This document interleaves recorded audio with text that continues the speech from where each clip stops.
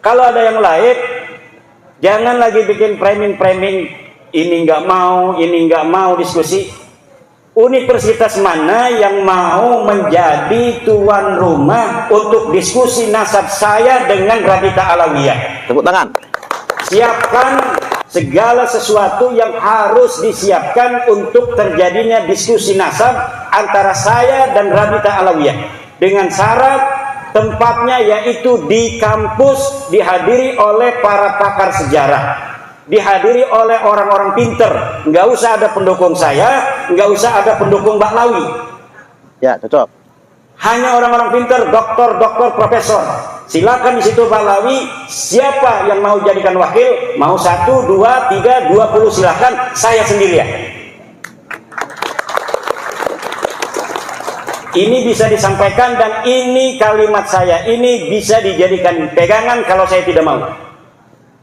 Ini jangan framing-framing lagi. Ayo kita ajakan diskusi Kimat tidak pernah datang bagaimana? Ente yang gak mau datang. Cuma ente bikin framing, aneh gak mau datang. Begitu yang benar.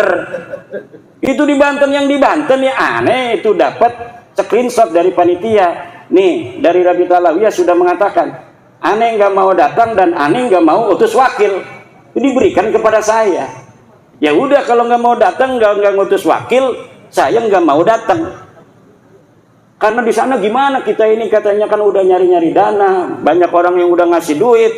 Kiai kalau misalnya ini tidak terjadi kita malu, kata panitia. Ya udah kita bikin aja tuh apa namanya humor-humoran wakil-wakil kita. Yang hadir di sana itu tidak mewakili Pak Alwi. Hanif Alatas itu mewakili diri sendiri dan dia menyatakan itu di dalam debat itu bahwa kami tidak mewakili Rabita. Kenapa mereka tidak berani mewakili Rabita? Karena kalau mewakili Rabita, kalau kalah nanti udah beres tuh urusan. Kemarin juga itu di Rabita Alawiyah mengadakan acara diskusi. Katanya saya diundang gak mau datang. Kenapa itu saya gak mau datang? Tanggal 7 September. Karena sebenarnya mereka diundang dulu oleh kita, bukan oleh kita, oleh Universitas Wali Songo. Tanggal 10 September saya diundang oleh Universitas Wali Songo tanggal 10 September dari perwakilan Rabita Alawiyah diundang. Kemudian tiba-tiba kok mereka mau mengadakan dulu tanggal 7-nya sengaja. Kenapa? Kalau saya nggak datang nanti bikin framing alasan. Ya kata saya kalau tanggal 10 kita mau diskusi, di situ aja kita tuntasin. Ngapain saya harus diskusi-diskusi sebelumnya di Rabita Alawiyah? Kan simpel, tapi mereka bikin framing dan mukibin-mukibinnya seneng banget itu dikibulin kan? Iya. Dengan framing-framing itu. Kalaulah keluarga Baklawi ini benar seperti yang mereka sebutkan dalam ceramah-ceramah itu, bisa nurunin rantai dari emas.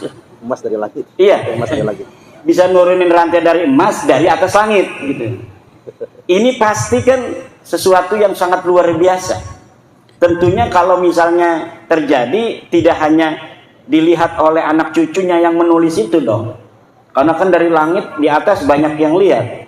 Harusnya banyak yang lihat juga dong ulama-ulama di Tarim itu. Sedangkan di Tarim banyak sekali ulama-ulama dari keluarga Mbak Fadal, dari keluarga Al-Khatib, dari keluarga-keluarga lainnya. Kenapa yang lainnya itu menulis kitab tapi tidak mendeteksi adanya rantai turun dari langit yang terbuat dari emas? Itu tidak ada lagi jawabannya kecuali memang berita itu palsu. Itu namanya khurafat. Itu dari ilmu sejarah tidak terverifikasi, ilmu nasab tidak terverifikasi, ilmu filsafat tidak terverifikasi karena filsafat harus logis tadi kan, harus logis, verifikatif. Itu dalam teori ilmiah itu logis, verifikatif, masuk akal. Kalau tidak masuk akal sebuah sejarah itu tidak ilmiah namanya. Kalau tidak ilmiah itu namanya apa? Cerita saja. Al-khabar, information. Information itu al-khabar mahtamala sidqa wal kadhiba. Sesuatu yang mungkin saja benar, mungkin saja salah. Bagaimana kita untuk mengetahui dia salah dan benar? Ya tidak ada lagi kecuali diverifikasi. Lamun wis sura istifadah ya wis sah. Sekarang kan sudah surah istifadah. Surah istifadah itu artinya populer. Sampun viral. Wis viral para habibiki turunan nabi kan. Itu sudah katanya, kata Hanif Alatas. Kalau sudah surah istifadah, ya sudah katanya. Harus diterima sebagai turun Nabi. Tidak bisa, bos. Pembodohan itu. Tidak bisa. Surah istifadah itu dalam ilmu nasab itu ada definisinya, ada syarat-syaratnya. Kata Ibnu Hajar Al-Asqalani mengatakan, innan nasaba mimma yasbutu bil istifadati illa ayyasbuta ma yukhalifu. Nasab itu memang termasuk sesuatu yang bisa untuk ditetapkan dengan popularitas. Cukup populer saja bahwa Kiai Suparman anaknya Kiai Ahmad. Udah didengar di tengah masyarakat begitu, ya sudah. Gak usah diteliti-teliti siapa dukun yang menyaksikan lahirnya Kiai Suparman dari istrinya Kiai Ahmad. Gak usah begitu. Tapi apabila sudah nyata ada bukti yang membantah, misal ternyata Kiai Suparman dari Kiai Ahmad ini hanyalah anak angkat, maka surah istifadah itu batal. Dalam kaidah ilmu nasab, idza wujidatir rif'atu batalatil istifadatu. Apabila kitab sudah ditemukan, maka istifadah itu batal. Nah sekarang kitabnya sudah ditemukan, As-Sajarah Al-Mubarakah. Anaknya hanya 3, Ahmad bin Isa, Muhammad, Ali, dan Husain. Teu aya putra anu ngaranna Ubed, teu aya putra anu ngaranna Ubedillah, teu aya putra anu ngaranna Abdullah. Nah kalau sudah begini, berarti surah istifadah itu batal. Katanya kan sudah ada di dalam kitab nasab abad 10, yaitu kitab nasab yang pertama kali mencatat Ba'lawi sebagai turunan Nabi itu adanya di abad 10, Pak. Jadi orang yang diakunya ada di abad keempat, Ahmad bin Isa 345 Hijriah, baru ditulis 651 tahun kemudian. Jadi orangnya itu ada di abad keempat, baru dicatat punya anak namanya Ubed ini tahun 996 Hijriah. 651 tahun dalam sebuah kitab yang namanya Tuhfatul Talib. Nah, sebuah kitab, walaupun kitab nasab, kalau kitab nasab ini adalah termasuk kitab nasab hadisah, ini tidak bisa mengisbat orang-orang yang qadimah. La yumkinunal hadisu anin nasabil qadimi binaan ala ma warada fil kutubil hadisah. Kata ahli nasab itu dalam kitab Usulu Ilmil Ansab, bahwa la yumkinunal hadis, kita tidak mungkin berbicara anin nasabil qadim, tentang nasab yang sudah jauh di abad keempat, binaan berdasarkan alama warada fil kutubil hadisah, dengan berdasarkan kitab-kitab yang ada di tahun-tahun yang baru seperti 900 Hijriah, abad 9 Hijriah. Tidak bisa.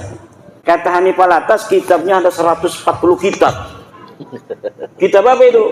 Kitab sejarah atau kitab tasawuf. Kitab nasabnya cuma Tuhfatul Talib, kemudian Tuhfatul Azhar, dan kitab Samsul Zahirah. Itu pun ditulis oleh mereka sendiri, Samsul Zahirah. Sedangkan kitab itu mulai adanya sejak abad ke-10 sampai sekarang. Abad 9 sampai abad di mana Ahmad bin Isa itu ada, tidak ada yang menyebutkan Ahmad bin Isa punya anak namanya Ubed. Maka ini secara ilmu nasab batilun maudu'un mardudun munqati'un. Secara ilmu DNA orang seluruh Indonesia, seluruh dunia ini, Pak, sejak 2010 sudah diambil sampelnya oleh sebuah badan dari dunia yang ingin mengetahui ikatan hubungan antara satu suku dengan suku lainnya. Orang Arab sudah ditentukan haplogrupnya J1, orang Indonesia asli O. Nah, sedangkan Ba'lawi ini ngaku turunan Nabi, ketika dites DNA ternyata DNA-nya bukan J1 tapi G. G ini orang mana? Orang Turki, orang Georgia, Kaukasus dan sekitarnya. Itulah orang-orang dengan haplogrup G. Kok adanya di Yaman? Mereka hijrah abad ke-6 Hijriah. Jadi tahun 500-an baru hijrah. Kok ngakunya dia punya buku mengatakan hijrah kakeknya itu abad ke-4 Hijriah. Ini sama sekali bohong. Dia mengatakan bahwa Ahmad bin Isa hijrah dari Basrah ke Hadramaut. Tidak ada. Ahmad bin Isa itu orang Madinah dan dia tetap ada di Madinah. Dia tidak pernah hijrah ke Basrah. Yang hijrah ke Basrah itu Ahmad bin Isa bin Zaid. Makamnya ada di Basrah sekarang, di Najaf. Ahmad bin Isa bin Zaid. Kalau Ahmad bin Isa bin Muhammad An-Naqib bin Ali Al-Uraidi bin Ja'far As-Sadiq, dia orang Madinah dan ada di Madinah. Di mana makamnya? Kalau misalnya Kiai Imad tidak mengatakan makamnya ada di Basrah atau makamnya ada di Hadramaut, di mana makamnya? Enggak penting mengetahui makam. Karena miliaran manusia dari zaman Nabi Adam, hanya beberapa yang sampai sekarang ini masih ada makamnya. Kakek kita aja coba urut kakek kita 5.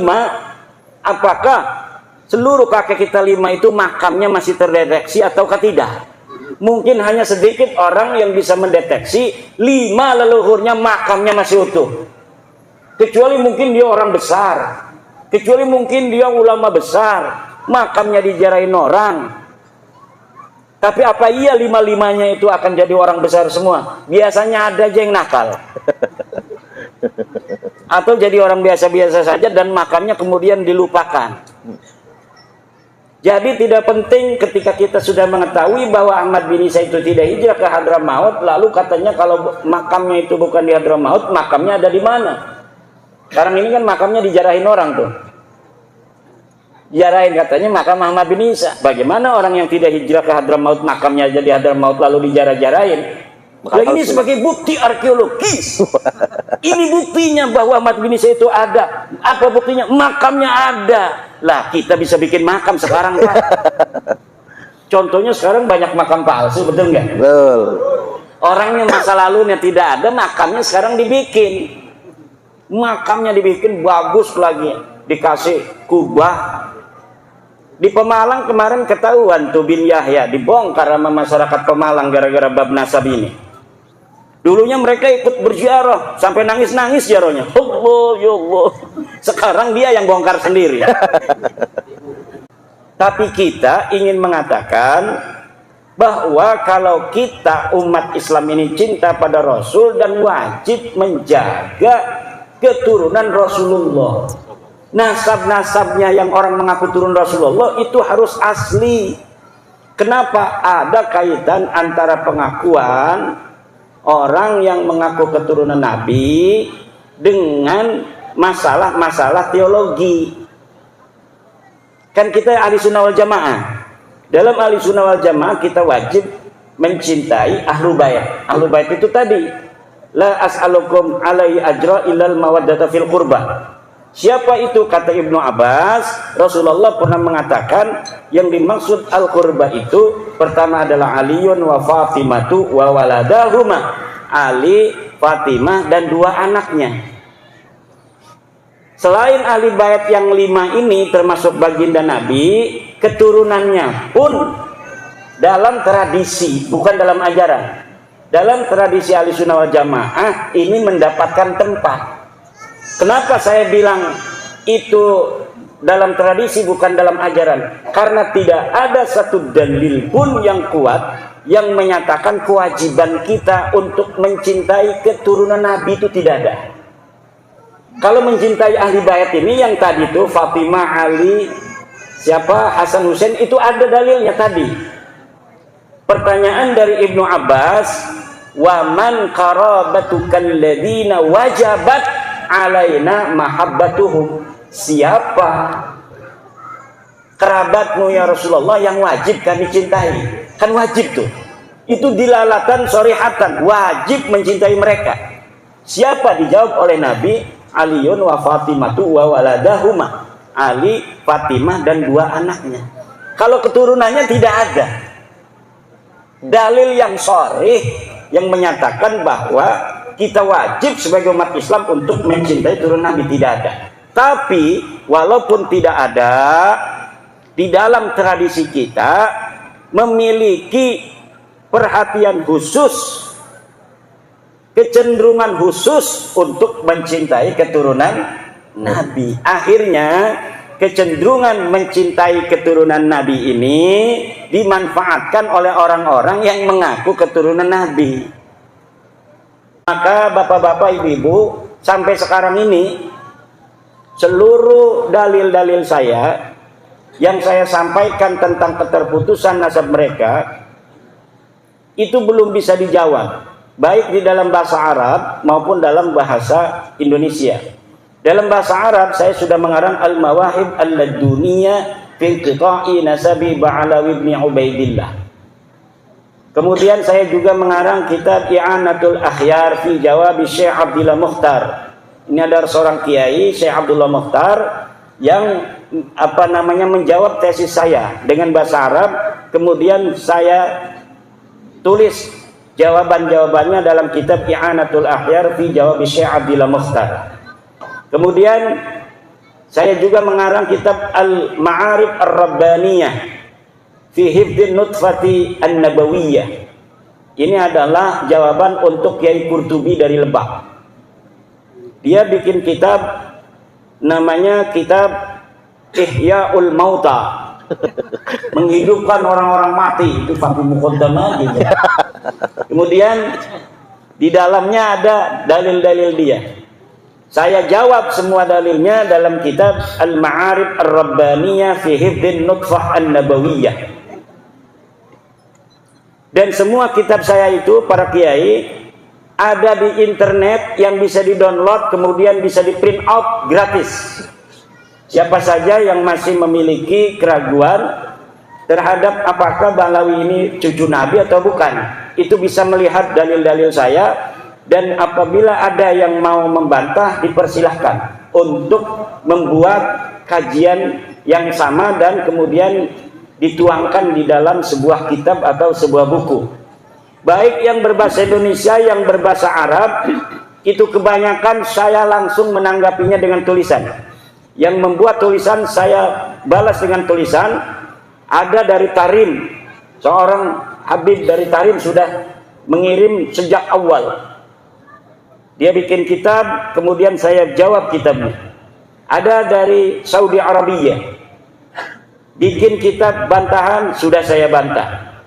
Kemudian dia tidak bantah lagi. Ada lagi dari Malaysia, bikin kitab, kemudian saya bantah, tidak bantah lagi dia. Namanya Al-Mahdali. Yang berbahasa Indonesia, Rumel Abbas. Kalau dia ini agak logis. Karena apa? Karena dia berusaha untuk mencari kitab-kitab abad ke-5, ke-6. Dia katanya mendapatkan, setelah saya teliti, ini kitab tulisannya aja abad ke-6, tetapi ternyata ditulisnya tahun 1960 Masehi. Baru 50 tahun. Jadi kitabnya saya sebut kitab palsu. Dari mana saya tahu palsunya itu? Ya, ada metodologinya kita untuk mengetahui sebuah manuskrip itu asli atau tidak. Kemudian apakah manuskrip itu betul-betul sesuai dengan yang diatribusikan namanya. Diatribusikan katanya ini adalah Abul Qasim An-Nafat, diatribusikan Sa'aduddin Ad-Difari, diatribusikan Abil Hasan Al-Allal. Ternyata semuanya palsu. Dan saya sudah membuat, coba cari di internet manuskrip palsu Ba'lawi versi Rumel Abbas. Itu bisa di-download, bisa di-print out, bisa dipikirkan oleh bapak-bapak sendiri. Benar nggak itu Rumel yang mengatakan dia menemukan manuskrip, kemudian saya katakan palsu, dan saya sebutkan bagaimana dalil-dalil sehingga saya bisa mengatakan manuskripnya palsu. Kitabnya baru dibikin 1960-an. Itu ada, tinggal di-download. Di-download itu Pak diambil, kemudian bisa itu di print out oleh anaknya. Minta anak tuh katanya, saya pengen lihat itu bener nggak Rumel Abbas itu manuskripnya palsu. Coba downloadin, nanti bapak akan melihat bagaimana bentuk manuskripnya, bagaimana jawaban saya. Dari situ bisa menilai mana yang benar, mana yang salah. Kemarin Hanif Alatas bikin buku berjumlah 500 halaman. Di dalamnya apakah itu sudah menjawab? Tidak. Kenapa?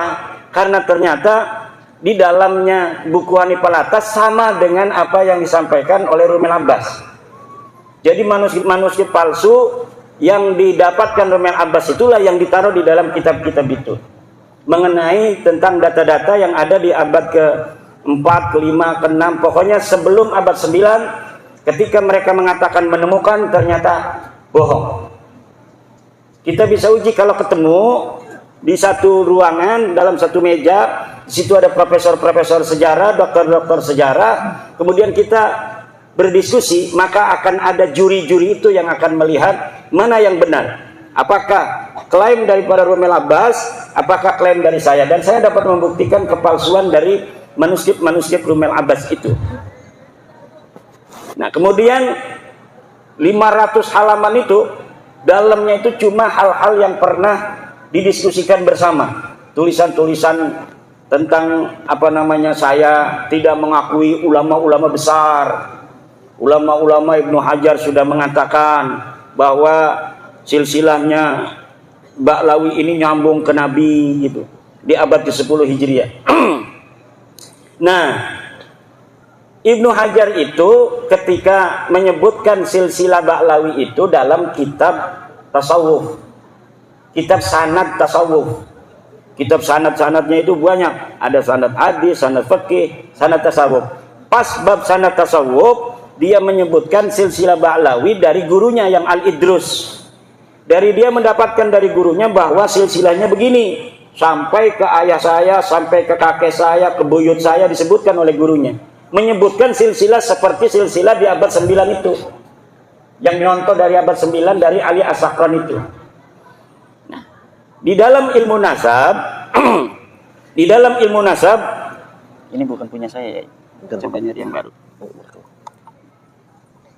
Di dalam ilmu nasab ada sebuah kaidah bahwa la yu'khadu hadzal ilmu ayin nasabu illa an maraji'ihi wa masadirihi. Tidak bisa diambil ilmu ini, yaitu ilmu nasab, kecuali dari sumbernya, yaitu kitab nasab. Sedangkan Ibnu Hajar itu ketika menyampaikan silsilah Ba'lawi itu bukan kitab nasab, tapi kitab tasawuf. Itu secara ringkasnya aja. Nanti kita itu kembangkan di dalam jawaban-jawaban pertanyaan. Terima kasih. Ini kode serak. Terima kasih. Dengan sendirinya dikode Yai Imat serak ya, agar kita langsung masuk sesi kedua. Monggo diminum dulu. Iya.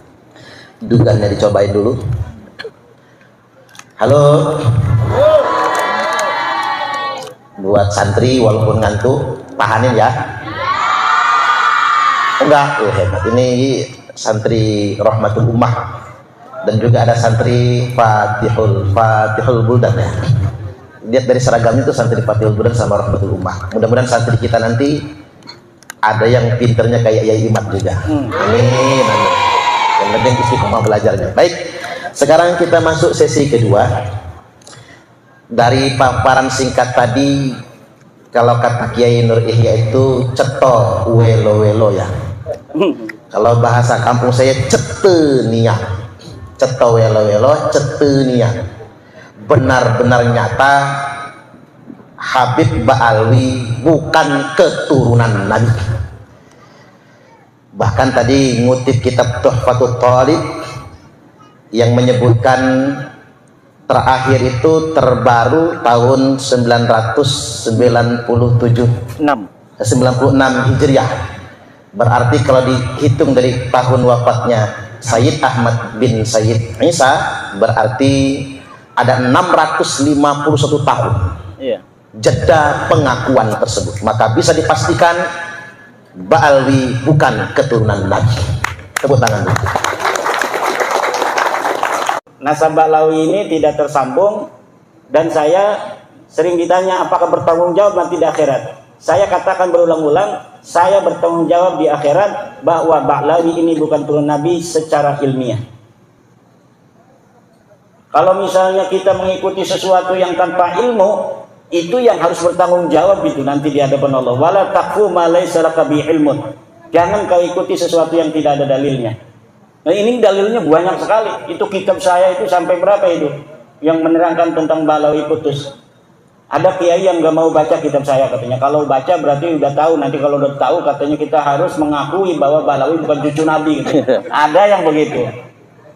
Makanya dia nggak mau baca katanya kitab saya itu. Kalau yang tidak bisa baca kitab bahasa Arab, baca bahasa Indonesianya. Banyak bahasa Indonesianya. Saya mengarang pertama menangkal kesahihan nasab Habib di Indonesia. Kemudian terputusnya nasab Habib di Indonesia kepada Nabi besar Muhammad SAW. Kemudian saya juga menulis tentang buku membongkar skandal ilmiah nasab dan sejarah Ba'lawi. Saya juga menulis buku kronik perjalanan ilmiah Imaduddin Usman.